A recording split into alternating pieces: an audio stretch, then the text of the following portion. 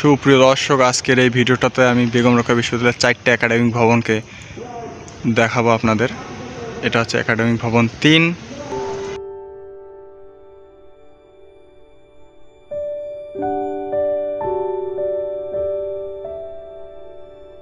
এটা হচ্ছে একাডেমিক ভবন 1 কবি হায়াত মাহমুদ ভবন।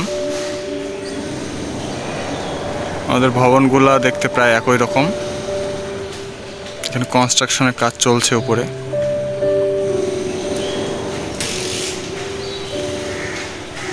এটা হচ্ছে একাডেমিক ভবন 2, দেখতে পাচ্ছেন। এখানে ক্যারিয়ার আড্ডা, ক্যারিয়ার বাজার মনে হয় কোনো একটা সেমিনার ছিল হয়তোবা। প্রত্যেকটা বিল্ডিংয়ের সামনে একটা ব্যানার দেখতে পাচ্ছি।